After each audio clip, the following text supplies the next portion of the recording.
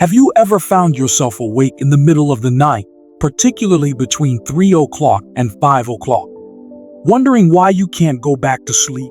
For many, this experience isn't just a case of insomnia or random restlessness. It may be a sign that God is trying to communicate with you. This window of time is often referred to as the fourth watch in Christian teachings, a period of heightened spiritual activity.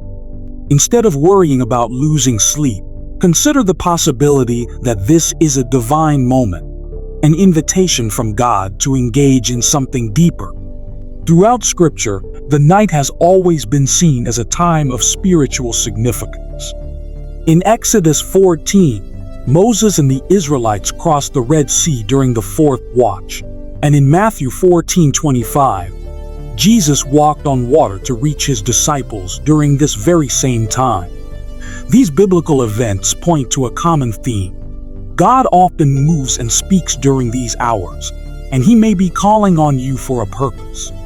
If you're consistently waking during these hours, you might be experiencing what many believe to be a spiritual nudge, a call to pray, reflect, and connect with God on a deeper level. When God wakes you up in the night, it may be for prayer, specifically spiritual warfare. The Bible calls this time an evil hour when the enemy is at work. It is a time when spiritual battles are often fought in the heavenly realms. Ephesians 6:12 reminds us that our struggle is not against flesh and blood, but against spiritual forces of evil. By praying during this time, you stand as a spiritual watchman, guarding not only your own life, but also the lives of those you care about. Ezekiel 33:6 warns of the watchman's duty, emphasizing that if he fails to sound the alarm, others may perish. In waking you, God is enlisting you as a watchman, a defender in the spiritual realm. Prayer during these hours can be transformative.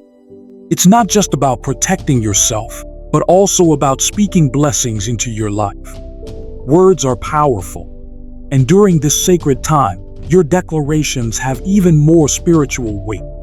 Proverbs 18:21 says, "Death and life are in the power of the tongue," and your words can bring life to your day, your relationships, and your future. As you wake in these hours, speak life over your day, declaring God's promises for your life. This act of faith shifts the spiritual atmosphere and prepares you for whatever challenges or blessings lie ahead.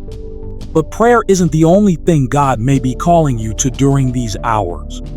It's also a time for reflection and meditation. Sometimes, God uses this quiet, undistracted time to reveal answers to questions you've been asking, or to guide you in a specific direction.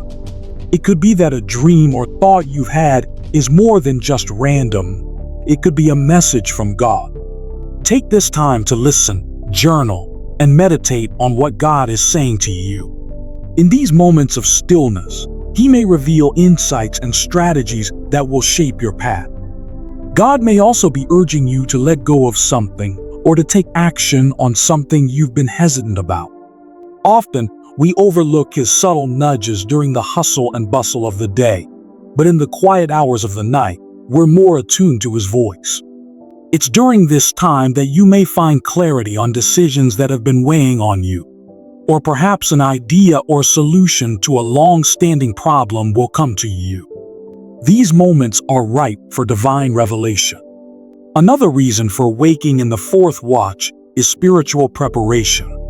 The Bible speaks about being vigilant and ready, like the 10 virgins who awaited the bridegroom. Matthew 25:1-13. God may be preparing you for something that lies ahead. He could be calling you to fortify your spirit, strengthen your faith, and align your will with His. These moments of night waking are not interruptions, but opportunities for growth, for filling your spiritual tank before the demands of the day begin. Remember, God never does anything without purpose. If you're consistently waking during this time, it's likely because He has something important to show you or tell you. Don't dismiss it as a mere sleep disruption. Instead, embrace it as a sacred calling, a chance to connect with the divine and seek God's wisdom and guidance.